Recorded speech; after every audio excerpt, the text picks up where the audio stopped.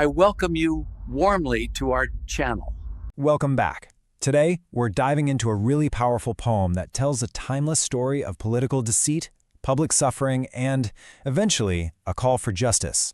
It's one of those narratives that feels like it could be both an ancient ballad and a headline from last week. The poem just jumps right in, doesn't it? No messing around. The opening stanza lays it all out on the table. A nation has been completely plundered by its own ruling class. And the poet points to this one key trick they used, the illusion of political division. These so-called parties too, as the main way they fooled everybody. So, this first part of the poem is all about setting the scene, showing us this world where all the political theater on the surface is just a big distraction. It's a mask for this unified, corrupt operation happening completely behind the scenes. I mean, just look at this. The poem paints this picture of a totally calculated performance. They're public enemies by day, right? But partners in crime by night. It's this duality that really captures the cynicism of their rule. All that political conflict is just a show to keep people distracted while the country's wealth gets carved up between them. The poem doesn't just say, hey, the rulers are corrupt. It goes deeper. It actually deconstructs the exact methods they use to grab power and, maybe more importantly, how they manage to keep it. And at the absolute heart of it all is this core metaphor, the hidden wolves. What a powerful image, right? It perfectly captures this theme of dangerous deception. You have something totally predatory hiding in plain sight, and it's wrapped in symbols of purity and innocence, like these robes of white. It's like they had a playbook, and the poem lays it out for us in 4 clear steps. First, you use appealing rhetoric, holy words to win everyone's trust. Then, you back it up with the threat of brute force. You keep the illusion going with all the right symbols. And finally, the whole point of it all. You move the stolen money offshore for yourself. And this just shows you the incredible power of propaganda in their scheme. You've got the drums of loud propaganda creating this saintly guise, a public image that's the complete opposite of their violent, greedy reality.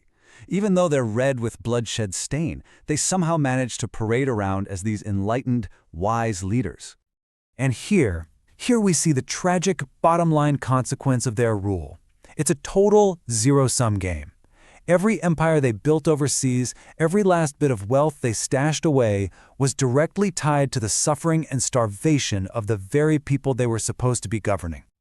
But, this level of oppression, it just couldn't last forever. The poem's narrative starts to shift here. It describes how all that relentless suffering eventually pushes the people to a dramatic, and you could say inevitable, turning point. The poet really wants you to feel just how deep the fear and helplessness went. They weren't just citizens anymore. They were trembling prey, living in constant fear, literally under the heel of these predators. And with all that fear came this really profound sense of despair. The phrase dying spark is just perfect, isn't it? It suggests that any hope for a better future, any belief that things could change, was almost completely snuffed out. This simile is incredibly powerful. Nailed down slaves, that isn't just about being controlled, it's about being totally immobilized, forced to just watch the destruction of your own home with absolutely no ability to act. It's this state of complete paralysis and sorrow.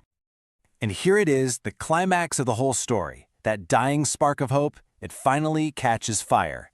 This is that moment where the collective grief turns into collective action. The people reclaim their power and they drive the wolves out of the shadows and into the light. Okay, so they drove the rulers out. Victory, right? Well, not so fast. The poem makes it very, very clear that this is only the first step. The battle might be won, but the war for the nation's soul, that is far from over. Real justice requires a lot more.